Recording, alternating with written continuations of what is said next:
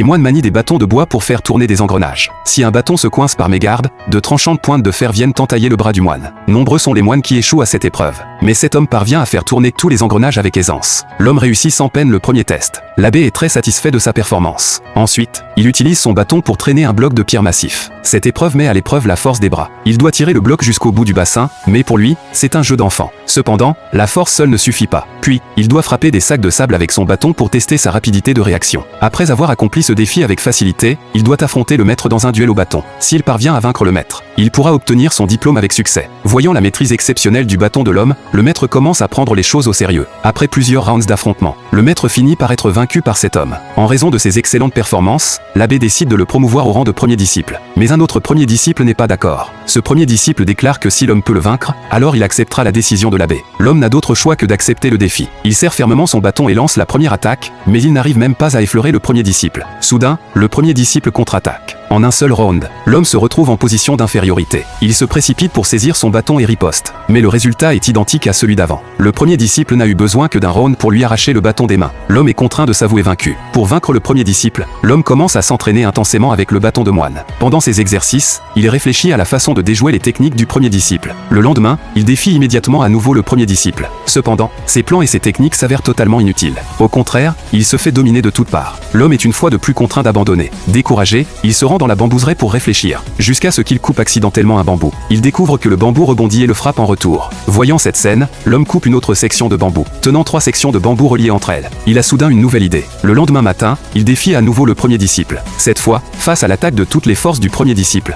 il prend l'avantage dès le départ. Il peut faire face facilement. Quand il attaque le premier disciple avec sa nouvelle arme, celui-ci a du mal à parer. Finalement, il trouve une faille et fait voler l'épée des mains du premier disciple. Quand le premier disciple tente de récupérer son arme, il est immédiatement maîtrisé par l'homme. Cette fois, il accepte enfin la décision de l'abbé.